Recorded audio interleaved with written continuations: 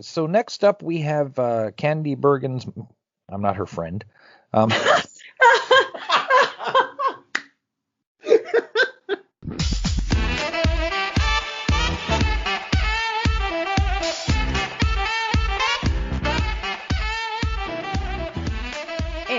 SNHell, a look back at Saturday Night Live with your hosts, Matt, Dee, and Keith. Brought to you by Lion's Den Audio Theater. Like and subscribe to Lion's Den Audio Theater for more Lion's Den goodness. And here are your hosts, Keith, Dee, and Matt. Episode 8 of NBC Saturday Night, later known as Saturday Night Live, starring Candice Bergen, originally aired on December 20th, 1975.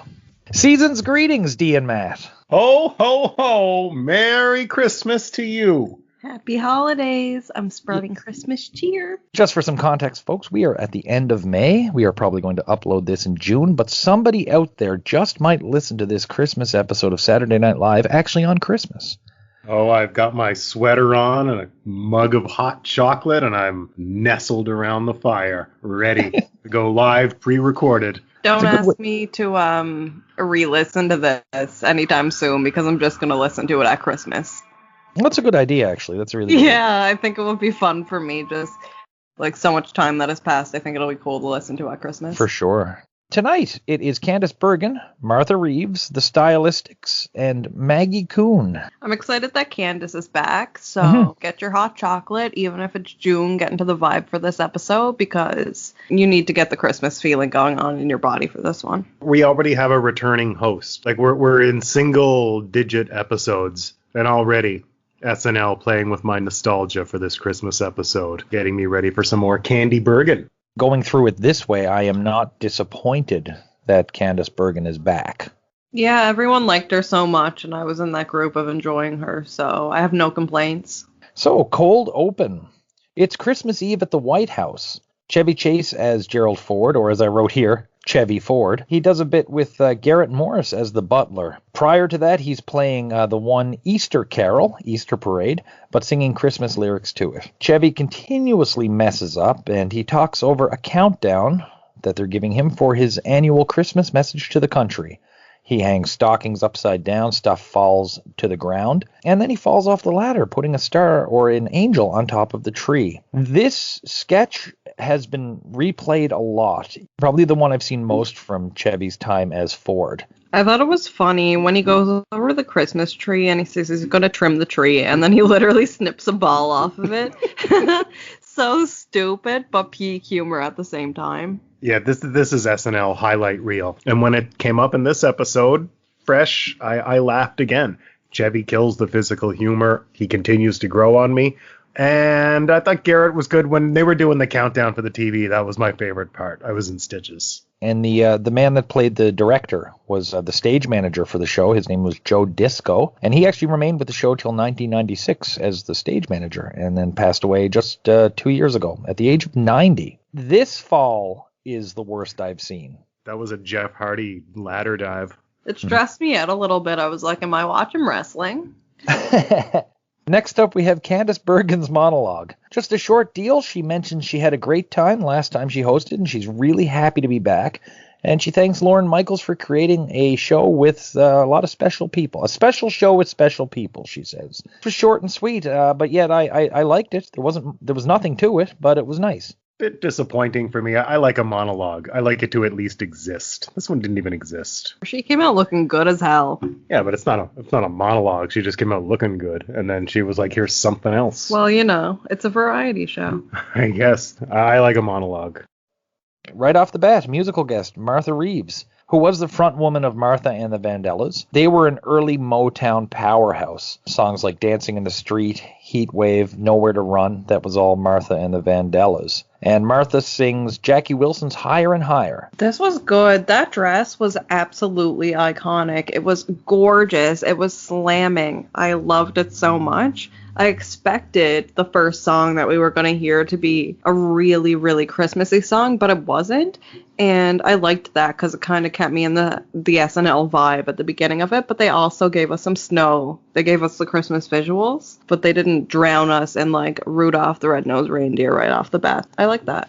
I also appreciate not being drowned by Christmas for the first Christmas episode that I watched in the month of May. Whenever you listen, Godspeed, happy holidays, hope all is well, get your nuts by the fire. This was just a hot performance to open the show. She looked incredible, as Dee already mentioned. My only problem with this really is that I don't think it helps the pacing of the show to have a musical guest first. I think that is a mistake that they successfully correct. This song is a notoriously hard one to sing, and it's Jackie Wilson's song, and I'm a Jackie Wilson fan. This was the best cover of that song I've ever heard. She did great, and I give kudos to the dress as well. Well done. How can she look so good when she's singing? So many people have singing faces that are just not flattering. She looks so good the whole time she is singing. I like her. Absolutely. It's effortless. She's just looking for the camera while she's doing it. I guess Candice picked a better musical guest this time, if we're putting Esther Phillips on Candice. Yeah. Once upon a time, I heard that Saturday Night Live hosts got to pick their musical guest. True or false? There are ones that are definitely confirmed, like Candice Bergen did pick Esther Phillips. Richard Pryor did pick Gil Scott-Heron. Paul Simon picked Paul Simon. There's truth to that, very much so. And Robert Klein said he picked Loudon Wainwright on the show. Yet I don't know if George Carlin picked Billy Preston. You know what I mean? Yeah, okay. Bit hit and miss on it. Yeah, so I'd say maybe in the original context, they were like, is there anyone you would like as musical guest? Candice Bergen is a huge Motown fan, as was Murphy Brown. That was Murphy Brown's shtick, was Motown. Mm-hmm. So this makes complete sense to me. Remember when they ruined the show by giving her a baby? She sang Natural Woman into the camera at the end. Murphy Brown episode. I always remember watching that with my mom. And then Selma parodied it when she got the, was it Jub Jub? Yeah. Simpsons did it. The iguana. Yes. Jub Jub. Yeah. One thing I noticed you notice it watching a lot of old TV versus new TV. Back in the day, audiences clapped. And they didn't woo and woo all that foolishness like they do today. You know what I mean? Yeah. Like they would say, here's the Tonight Show with Johnny Carson, and out walks the biggest star on television, and people are just clapping. Nowadays, people scream until their throats are raw, like they're at a concert, like. And for anyone at all. Like one time I remember it was David Letterman, but I remember one time on Dave Letterman there was like a 5-year-old kid who did something with potato chips or something like that, something with snacks. And the audience was like squealing for the guy like he was the Pope or something. And so when you hear woos in the olden days, it means something. And Martha Reeves got a ton of woos. Modern television audiences are the real stupid human trick. That's right. Now we're cooking with gas. At Mel's Char Palace. Oh, yeah. Our first commercial of the evening, Dan Aykroyd and Gilda Radner, but mainly Dan Aykroyd, talking about Mel's Char Palace. What can you do at Mel's Char Palace, guys? They give you the saw and you cut the meat. Over 3,000 stunned. Yeah. Yep, pick your own cow, stun it, kill it, and cut it, and cook it. Real modern thinking, real farm to table, fresh, good cooking. That I love competition cooking shows like MasterChef, Top Chef, Hell's Kitchen, anything like that. I devour it like it's problematic drugs. This really feels like fresh farm to table for me. And my gosh, I mean, talk about knowing where your food is coming from. Dan is so intense in this. It's so funny. Yeah, the look on Gilda's face with the chainsaw. For my dollar, Dan Aykroyd is the funniest of the original not ready for prime time players. Seeing him do this character with such gusto. It makes me not only look forward for things to come, but also make me look back and appreciate stuff he's already done. Like when he does the detective, looking in the bowls with Belushi and being all disgusted during Land Shark. You know, when he was on the crime scene photographer. He does these characters so well, and there's a reason he's my favorite, and shit like this is just a big part of it. It's the fast talking, it's the greasy look, and the voice. He's got it all down. He's killing it. Yeah, this has the fast talking salesman, but it's a different fast talking salesman than Of course. some of the other ones. This is hilarious, and this is another one that made a lot of highlight reels over the years. Our next one is Parents' Worst Nightmare. So Dan Aykroyd and Jane Curtin are an older couple sitting at home, assumed in the evening, and they're waiting to hear from their son. And they get a call from their son, played by Chevy Chase, who says he's been arrested for killing 26 boys. We don't hear exactly how, but it has something to do with sniffing glue. Curtin, who didn't really hear the full conversation, just got the Aykroyd side of it, just hopes her son isn't arrested for marijuana and is quite relieved that it isn't. This was a performer's piece. Chevy's nonplussed bit about getting arrested, and Aykroyd's, again, fast-talking responses. It certainly wasn't the best on the show, but I like this one. I loved it, and sometimes I feel like when white people's children do horrible things, I feel like this is how their parents genuinely react. They're just like, oh, well, you know, he was still a good boy. I can see why he did that, you know. He's always a good boy. Yeah, it was funny. Got a laugh from me. I loved it. This is really, Chevy Chase pulls off the detached. I would buy Chevy Chase playing a serial killer in a dramatic role after seeing this sketch. Where is that? Where was Chevy Chase in the Ted Bundy biopic? Where was he in that Beetle? I mean, they even almost have the same hair. They're both handsome. Anyway, neither here nor there. The point is, both acts, Aykroyd and Chase, at the top of their game. But this is Chase's sketch for me. Loved his detached serial killer cool. Killing all those boys. And they were Southern. Too. Oh, well, it doesn't matter. No, I just mean it's a different accent from the game. Then we go back to Candice Bergen in the studio, and she says that Saturday Night Live is now looking for home movies or home videos. Don Pardo and her have a repartee. Anyone who sends in the videos lose all rights, won't get any money, and will only get them back if they send a self-addressed stamped envelope.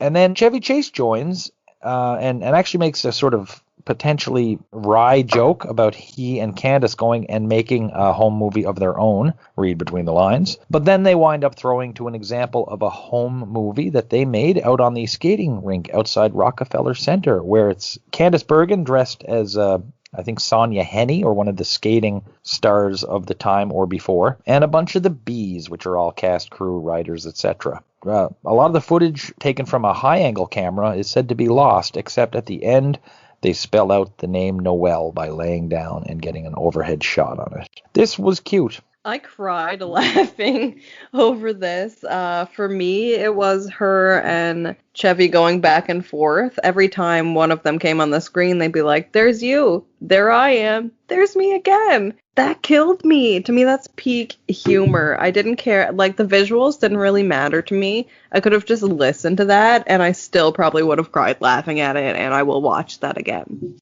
My favorite part of this bit was Chevy and Candy, because we are friends, when they were having their banter on stage. I thought that when Chevy made that joke, her reaction was almost like she didn't expect to hear it. She seemed to genuinely get a kick out of it. But maybe she's just a fucking awesome actress, which she is. But anyway, I digress. I didn't like the skating thing as much as D. I thought they really could have made that funnier. I don't know. I really think there was a missed opportunity to have her really not be as subtle about it and just kind of not be ignorant to the other footage, but almost like it's not relevant. But there's me. I think there was an opportunity for further humor if she had sold it harder. But does anyone like the Bees as much as Dee does? I love the Bees. They're so cute. Yeah, they're pretty cute. Then we get a quick little ad for the Don Pardo digital catalog. This one is an ashtray and digital clock. Things were getting very digital at the time. I remember like clock ashtrays, and I don't know if Matt, if you Remember this one? Cigarette lighters with a little digital clock on the bottom. Late 70s, early 80s, everything was a digital clock. So I got a kick out of this one. Me too. Very kitschy, it was very nostalgic for me. So it warmed the Christmas cockles of my heart for sure.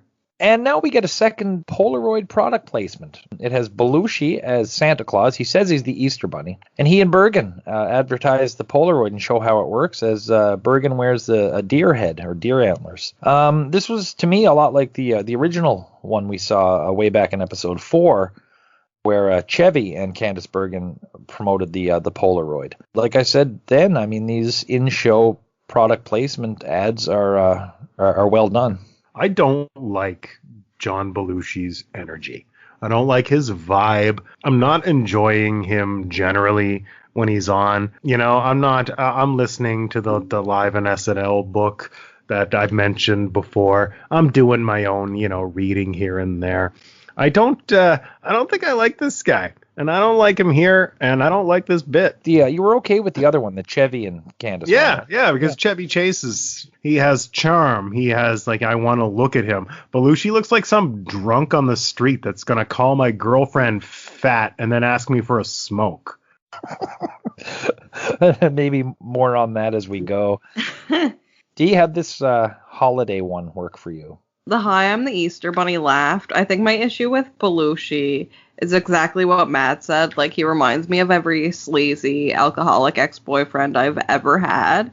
As it continues to go on, I find myself more annoyed by him, but I did write down on my notes that he did not bother me in this. So that's going to be a thing for me. Did Belushi bother me in this? Yes or no? And here he didn't. The ad itself, we don't really see ads like this anymore. Where would you see them anyway, other than YouTube?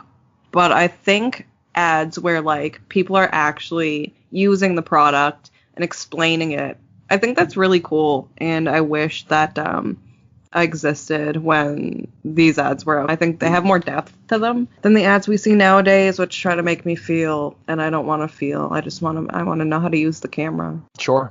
Next up, we go to the stylistics. The song they sing is called You Make Me Feel Brand New. The singer was handsome. I was feeling brand new, but the dude with the high voice, he was doing far too much, and then they started coming in with the synchronized hand movements. And I was like, you were all literally doing way too much. Let this man sing alone with the band. It was also too long. It's a miss for me. This is one of my least favorite musical performances on SNL so far. Aside from the fact that it's not my kind of music, he's right. I'm not a musician, but I'm assuming it's the guy that was on falsetto. I thought he was really hamming it up. And I thought the whole thing was a bit hammy. If this is American Idol, then I would have voted no. This did not work for me. It's not my type of song. They were a throwback to the 50s, which is an era I really like, the old doo-wop groups. What they did was good, but it just wasn't for me. I mean, it sounds like we're kind of all on the same page, even though Dee was the nicest about it. Our next sketch is Latent Elves. Candice Bergen catches her little brother, played by Chevy Chase, dressed as an elf. A very thinly veiled take on homosexuality. Curtin and Aykroyd come in to the room as the parents, and the father drops a surprise. Stuck in its time. I get it. Maybe, I get in the 70s things were a little more backward, and people were definitely not as comfortable with this. And you know what? It's not like an offensive sketch, and I get what they were trying to go with it, but it doesn't work. It's aged terribly. I thought it was a little bit funny. It definitely went on too long. By the time it ends, I think it kind of redeems itself because Dan and Chevy kind of vibe at the end as elves together. But obviously I'm looking at it through a different lens of me fantasizing that this is a cute gay sketch when it's making fun of it. I wouldn't say it's making fun of it, but I do think it's stupid. Yeah, I didn't get the vibe that it was making fun of as much as sort of trying to, in a 1970s way, promote being yourself. The root of the problem here is the root of the problem for me with a lot of these early sketches. There's no jokes. It's like they've got an okay setup, but you didn't fucking write any jokes for it. Yeah, the whole sketch was the joke, and it fell flat. Yeah. So then we go to a Weekend Update. All the regular stuff, the Gerald Ford stuff, there's flat jokes. The highlights of this for me were the courtroom drawings of Lorraine Newman at Times Square waiting for the ball to drop at the wrong time and the wrong day. They tried to go to Angola via satellite, and they wound up talking to some guy named Angelo who was making a pizza, and they were just showing some guy throwing a pizza up in the air. And Emily Litella on firing the handicapped instead of hiring the handicapped. The money shot joke for me in this one was Chevy Chase saying, let's take a look back at 1975, and he looks back at the numbers 1975 on the screen. This one was, the timing's there, the writing's there, but it wasn't a great weekend update for me. Yeah, the brief look at 1975 was definitely the peak of this for me. Nothing else was really funny to me. So I'm going to take this opportunity to guys shit on somebody a little bit. I really think Lorraine Newman was wretched in her correspondent role. I thought her voice was stupid. I thought her acting sucked. And it was so bad, Keith and Dee, that when I saw it, I was like, what have I enjoyed Lorraine Newman doing so far? And you know what? I couldn't think of anything. That's how bad I thought she was in this correspondent role. Really wretched performance. Hated it. Didn't ruin the segment for me, but my gosh, this is one of the worst attempts at comedy that I've seen so far. Like, the jokes were like, they were like cutesy, stupid jokes about getting the time wrong. Who cares? They're lazy TV jokes. But I really felt passionate about how poorly she did this. The voice and the presence and all that is bang on and perfect, I think. The writing on that one was terrible. I really didn't like how that was written. It was dumb, and not good dumb. We'll agree to disagree, my colleague. I thought Lorraine was wretched here. Just the dregs. A lot of cheap shots at Cher on these episodes. I know. Leave her alone. Like, literally leave the woman alone. Yeah, they're hitting her pretty hard. She's just the pop star of the time. It's how we'd treat Miley Cyrus today. I'm rolling my eyes. Dee, how did Emily Litella work for you this time? It wasn't as funny to me this time. Just not as funny this time. I always loved Gilda, but it just wasn't that funny. I agree with Dee on this. Yeah. It was just the same joke again. And like, yeah, okay, you're doing it well, but you can still do the same character, but, write another joke. We'll see the character a lot, and it's always the same joke, but I'm wondering timing it out. I would spread it out, not back to back to back like this. And Garrett yells. And is that still working? It works for me. Yeah. It worked for me this time. So it's coming down to personal taste too a lot, because Garrett I did find funny again, and yet everything about the Garrett Morris segment can be said of Emily Litella in some ways. Same joke, same. So it's just interesting how certain elements are there and certain elements aren't for certain segments, I guess. And I think, Garrett's is such a quick joke too. Like that Gilda Radner's bit was just too long. With Garrett, I know that, okay, this is just going to be funny for a few seconds. I don't have to sit through what is an obvious, awkward misunderstanding for 2.5 minutes. Then we go to a quick ad. It's Candice Bergen as Princess Grace Kelly does an ad for Turn Off Tarnish Remover, and she dunks her crown while still on her head in the mixture. And 2 armored soldiers, played by Tom Schiller and Neil Levy, come up and put their arms in, and they're impressed by Turn Off. Quick and cute, and it certainly didn't take much production. It wasn't hilariously funny, but Candice Bergen willing to dunk her head in water on live TV is pretty cool. Filler. It was silly. So the next bit is like a sort of a silent sketch with Gilda Radner and John Belushi, who are sort of young singles who meet in a laundry room, stuck sharing the same washing machine. This is kind of a short, meet-cute sketch. He's throwing in his clothes, and she's somewhat shy about putting in some of her unmentionables. Doesn't vibe with the rest of Saturday Night Live, but it was nice to see. And I thought they were both rather charming in this. This was probably the most charming I think we've seen Belushi yet. This was so cute, it almost made me like him again. I didn't think it was funny. Yeah, I didn't get much humor out of it. Did you sort of do like a backstory of their relationship? I couldn't help but doing it, and I'm wondering if you did that as well. Like, how did these people know each other? Did they know each other before this, etc., etc.? No, I did think about it, though. I thought that they definitely didn't know each other before, but they're just kind of like testing out the vibe with each other. And then when the alcohol gets pulled out, that kind of seals the deal, because if she's going to agree to like drink the alcohol without exchanging any words, I think that says something. So, yeah, I think that was kind of cute. I wish people met like this in real life. Yeah, I got the vibe that they'd sort of been staring at each other across the laundry room for many, many months and were too shy to meet. And then he sort of got all the stuff together and decided today is going to be the day. And they just got stuck with the same washer. So I don't know. Stop. That's so cute if that's what happened. Oh my God. Somebody have better written a fan fiction about this. Like, I want a whole universe about this. I hope they have babies. I think I just did. Or maybe like he's been taking the alcohol and the flowers for months, just waiting for the time where they... Stop! That's even cuter! Oh my God, I'm writing a fan fiction. Bye. And here comes Pong. Sorry, I know Matt loves these bits. Al Franken and Tom Davis are playing. Franken calls out to Davis, but Davis doesn't respond. See, Davis's name is Tom. Pinball Wizard from The Who's Tommy is playing, and Tommy can't hear Franken because he's off playing pinball. So I think we're supposed to infer that Tom Davis is Tommy from The Who's Tommy. This was flat as hell for me. Fortunately, it was short. Yeah, painful stuff again. From the Pong sketch, I sit through it. I like The Who. And I'm like, they're just leveraging something for a joke now. Like, this is some lazy shit. These get me. I thought it was his friend simply was not there. Like, he started the game and then he walked away from the game. I feel like this is always suggesting like there's online play going on when there clearly isn't. Feels like they're in two different places. Why can't he see that his friend is unable to play? Like, why aren't they addressing this normally?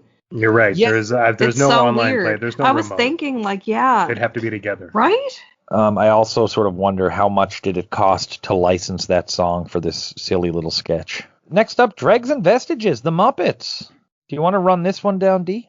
Yeah, so we're just going to do it from Dee's brain, okay? So I don't have the greatest memory. Keith explains everything, but that's not how my notes look, honey. So this is a little D segment. The food's little face, like when the food turned around and he had that face, I was literally shocked. If you've ever seen The Mighty Boosh, they will later like take this kind of weird, surrealist humor that I've been seeing on SNL in these little skits to a whole other level. There's two parties happening. The Dregs are having a party. Bees are having a party. The Bees party is slamming. The Dregs party is not. Candice ends up coming to the party and admits that she had just been to the Bees party. And then they end up singing Have Yourself a Merry Little Christmas, her and Scred, because they decide that they can still have fun and enjoy themselves together, But in the end, they decide to go to the Bee party, and Candice and Scred almost kiss. I'm calling that a kiss. I'm shipping them. This is canon. They're a couple. This was the first time I laughed audibly at a Dregs and Vestiges Muppet skit. Really? Yep, and it was the food talking. Definitely Frank Oz trying his best not to sound exactly like the Cookie Monster. But I laughed at the food just being so exciting to be eaten. This is again, it was a little too long for me, but I like Candice's interaction with the Muppets. It wasn't as good as Tomlin, nowhere near as good as Tomlin's was, but this was fun. This shouldn't be on Saturday Night Live. This is the kind of like low. I just want to say low. This should be on Sesame Street. This doesn't belong on Saturday Night Live. We have a Chiron. Chevy Chase's gay lover. The guy in the audience laughed harder than anyone has ever laughed at being on a Chiron. He loved it. The best one so far. That was the one that got the biggest laugh out of me. I want more dumb little titles like that for it. That one, though, I wonder if that's somebody that they knew. Putting that Chiron up on the wrong person in a studio audience on live TV could... for sure. I wonder if they asked him first. It was probably Chevy Chase's gay lover. That's what I'm saying.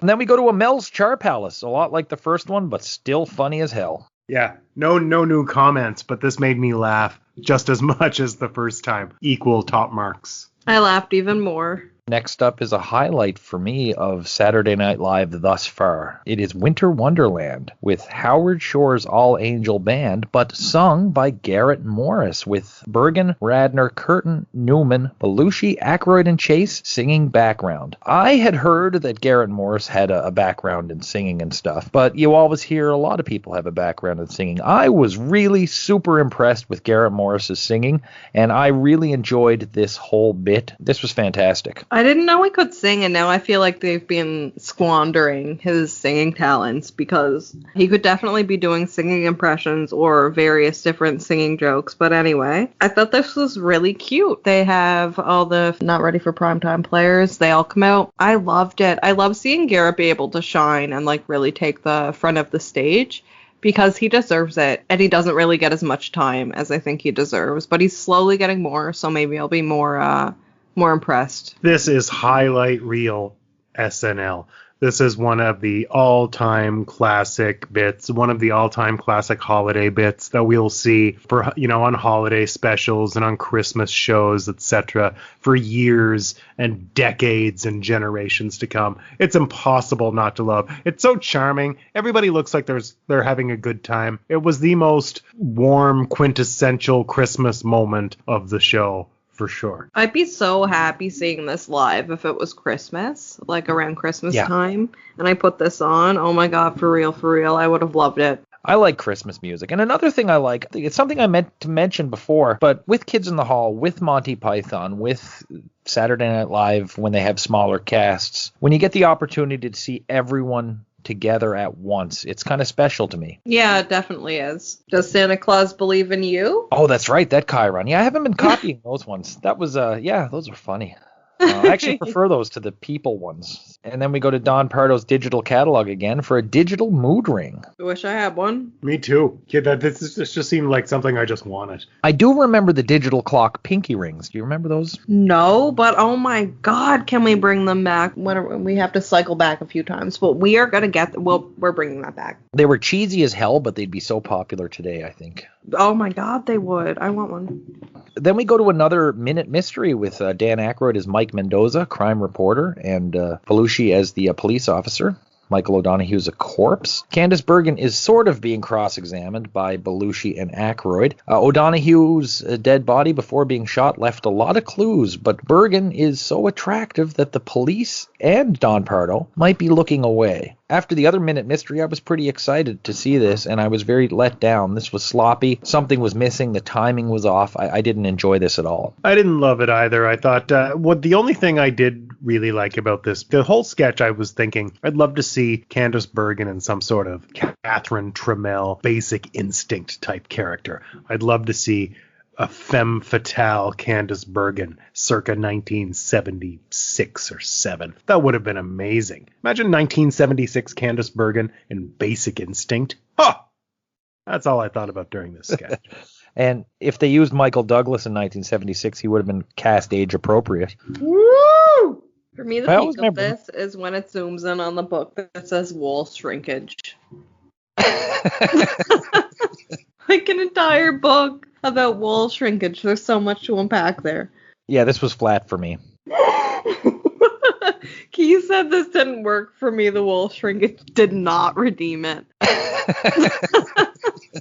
And we go back to Don Pardo for the digital gift catalog. This one is a digital suit. I have not seen any of those before, but a suit with a digital clock built into I think it was the vest. Another product I would buy in real life, probably, unfortunately. These seem quite real. So, I mean, I'm into them. They're funny. And then Martha Reeves with a very powerful version of Silver Bells. It was an excellent job. Yeah, I thought this was great. Silver Bells, I've heard 1 million people sing it. I'm used to hearing like grade school choir sing Silver Bells, so this was really refreshing to me. I think she has a dope voice. Yeah, she's a great performer. This was just kind of like some ho-hum Christmas TV carol stuff. Yeah, is she a good singer? Of course she's a good singer. She's not looking to break records here right now. She's out here to do a serviceable job on television. She's a natural talent, but she's obviously doing it effortlessly. But I mean, she's so good that just makes it good anyway. I don't know. It just wasn't special. I didn't think it was special.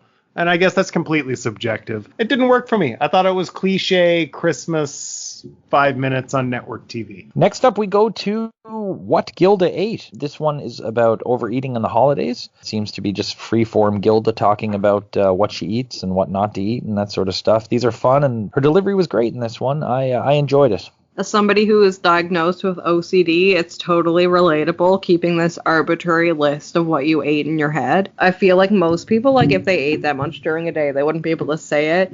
Super relatable, and I thought it was funny. She is so charming. I thought there was a darkness to this sketch that I think you guys aren't addressing. I'm thinking, this made me think about Karen Carpenter and how she was dying at the time. And maybe that's just because I think Karen Carpenter is famous at this time. And maybe it's just because Gilda Radner is a thin woman. And maybe it's just because, I like to look at, the darker side of things on the internet. I thought there was a little dark subtext about eating disorders to this sketch that was just kind of glossed over. I'm not, maybe it's not intentional. I could be projecting that 100%. If you are somebody that does have an eating disorder or OCD or anything that relates to how you consume food, you will find the humor in this, but it is definitely dark humor. I think a taboo to be broken is that people with eating disorders are allowed to joke about their food consumption habits, especially when it's something they struggle with their whole lives. We joke about everything else. And if it's something you have personally struggled with, I don't see anything wrong with being able to joke about that, especially since Gilda has gone through it herself. Yeah, and there are passages in the Live from New York book and in Gilda's book, It's Always Something, that deal with her ability to joke about it. And even the other staffers' reactions to it. So it's, they're interesting reads. Our next bit is the Fritzy Kringle cooking show, with Lorraine Newman as a Swedish cook making cookies. What could be a full load of cookies actually winds up just being one or two of them. Newman is virtually unrecognizable in this costume. And it's just makeup and hair. The voice was funny. I think she lost the audience at one point, but she definitely won them back. I liked this. It was good to see Lorraine Newman in a spot by herself, but I don't know if this hit as hard as it could have. Disagreeing on this end, I'm afraid. And you know what? I'm going to take the opportunity to double tap. Lorraine Newman sucks in this episode. I thought she sucked in Weekend Update, and I think she sucks here. I need Lorraine Newman to bring something to the table right now. I don't know who wrote this. I just didn't think it was funny. I don't know if I can blame her for that, though, because I think she did exactly what they asked her to do, but it wasn't funny. Yeah, I don't know who wrote it, but the character was one she had been doing beforehand. At some point I read that the Fritzy Kringle was a character she had been doing, but instead of being a cook that eats everything, she's a cook that uses really bad ingredients. So then we go to another Mel's Char Palace. Same basic thing, but again, loved it. 3 for 3. Loved it. Then we get a Chiron. A gentleman in the audience is Edgar Bergen's woodcarver. And he does look like a woodcarver, the man that was in the audience. I don't know who that is. This one didn't land for me. I don't know who that is. I don't even remember it. Oh, Edgar Bergen is Candice's father, and he was a super famous ventriloquist. Oh, that's really cool, actually. Yeah, Charlie McCarthy was the dummy. Oddly enough, the ventriloquist and his dummy were huge radio stars at the time. Now, ventriloquism on the radio sounds ridiculous to me. That's cool. Good for ventriloquism. Next up, we go to an interesting segment here with a lady by the name of Maggie Kuhn, and she had a good repartee with Candice Bergen. This was cute, but a white woman acting like being old is the same as being oppressed for other things doesn't fly with me. Like, everybody gets old unless you die from something else. Like, it's something that you're guaranteed to have. And I understand that nobody should be forced to retire if they're still able to continue working. But trying to make yourself like a minority group when you're a white woman, like, what are you doing? Like, what is the point of this? I just don't understand. They could have, like, put a black person on. They could have put an Asian person on. Like, they could have put, I don't know, a gay person on. Anybody else to uplift people, because I don't think old people are the ones that were sitting there needing to be uplifted. I think they have done enough of their life to probably not need this other old woman being like, it's okay to be old. Complete posturing by SNL. What do we got to bring an issue now to every episode? Because that's not what I'm interested in. SNL is here to talk about the issues. That's fine. But they do it through witty, concise humor in sketch format or via monologue. Don't trot out this old lady for sympathy points. This is stupid. They mentioned that you should, like, make a friend with an old person today, and, well, I agree, like, older people, my best friend passed away, and she was so much older than me. You're acting like old people, like, can't go out and make friends. Like, why do I have to reach out to an older person out of pity? Like, that's not very respectful of me. I'm not going to do that. You know an old person who doesn't answer me at all? Candice Bergen to my DMs. So Candice Bergen sends to a home video of people meeting at the airport that was taken by some of the SNL staffers. It's people at, I guess, one of the New York airports greeting each other for the first time in a little while. So, Dee, what do you think about this one? I'm depressed. Like, I was in my feelings, like, ready to cry. Like, I'm thinking deep, like, going through my past, like, trying to figure out if the next Christmas, like, if I'm going to be happy over this. Because I was so sad. This literally dragged me down. I'm emotional. We're getting towards the end of the episode. I don't know how many minutes are left, but I know that they've taken my energy. Like, with that white old lady who told me to get off my ass, this being the next thing, why? It feels like it's just being inserted to make people emotional, so that they have an emotional attachment to this Christmas episode of SNL. I think Dee is absolutely right. This is emotional blackmail. What a stupid thing to put on your late night comedy show. What a horrible thing to be airing late at night in December of 1975. If I have depression, if I'm sad about Christmas, I've killed myself. You want to talk about what's harmful to old people? It was this. This makes me want to die if I don't have anybody to talk to. This is like, I got mine, I got my family, I got my love. Oh, I'm sorry. Do you, person that's watching network television in the middle of the night in December in 1975, do you not have anybody, sir, in the middle of the night here on a Saturday in 1975? That's what this sketch says to me. So stupid. Waste of time. Oh my gosh. So just wildly inappropriate for Saturday Night Live. To me, this was such a bad way to end Saturday Night Live that it was almost funny. This was saccharine. And they're playing Homeward Bound by Paul Simon and Art Garfunkel. And Of course they are. You remember how much time Paul Simon got on his episode? Has Dan Aykroyd had that much yet? No. I bet you he definitely has not. Dan Aykroyd, the funniest man of 1975, across a series of episodes, not getting anything close to what Paul Simon got in his episode. I apologize to you both. I digress. I just really hated this. Miserable. And then we have the goodbyes where Candice Bergen and the cast and crew come out and say goodbye to the audience, and that's the show. Terrible way to end 1975. This is our last Saturday Night Live moment of 1975. Am I right? And you did this. Yeah. So that was how the show ended then. That was the literal end of the show. They gave us that old woman. They gave us that ending. And then they said, well, good luck in the next year. Candice Bergen will be back again. Sadly, Martha Reeves will not be back. She's still alive, still involved in music, and still touring both by herself and with a new version of the Vandellas. And a little footnote for Martha Reeves is she actually sat on the city council for Detroit for a term from 2005 to 2009. Maggie Kuhn had another 20 years of doing what she was doing. She passed away in 1995 at the age of 89. So let's rate the music. Dee. You know what? Martha's getting a 9 out of 10 because she gave us Silver Bells. And we deserved that. She has a dope voice. What about you, Matt? 6 out of 10. Really not my kind of thing. A professional that is out there doing their job, but not really not out there trying to make anything legendary. That's fine. 6 out of 10. Yeah, Martha Reeves was tremendous. Garrett Morris was tremendous. The stylistics were good, not my cup of tea. So yeah, I really enjoyed this. I want to mention that I don't consider Garrett Morris part of the musical performances in my rating. Because Garrett would bump up the rating. Garrett's performance is a 10. And now let's rate the host, Candice Bergen. How'd she do on her second outing? 5 out of 10. This wasn't as good as the first time for me. I wanted to be hopeful, but it definitely felt like they were kind of milking her. And when she was on the stage, she was either kind of low energy or not really vibing with the cast, or the cast wasn't vibing with her. But she does vibe with the Muppets, so I'm getting the impression that she would prefer to vibe with the Muppets.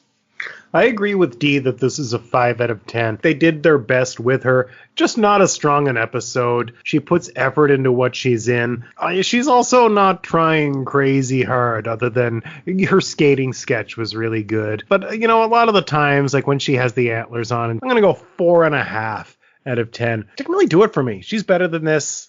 Yeah, she was a lot better on the first one, I think. There was a lot of this episode that it was just her being her. I know she's better than that. So yeah, I mean she did okay. She wasn't a bad host, but didn't hit the way the first one did. Okay, your worst bit of the night. Yeah, that old ass white woman that came out being like, feel bad for me. I'm so oppressed because nobody is interacting with me at Christmas. Like, that literally sucked my mood down. It brought me down. I didn't need it. And again, I will say they went into the Christmas song, the Christmas ending after this with the people hugging at the airport. Like, they really made sure that I would feel like shit at the end of this. The worst thing I've seen so far this season is that schmaltzy airport shit. And I mean, I really didn't like Belushi this episode, so that's saying something. That just shouldn't be on Saturday Night Live. Yeah, agreed on the video. I hope I don't see anything like that on Saturday Night Live again as we go in the next 40-some years of it. That was the worst thing all year.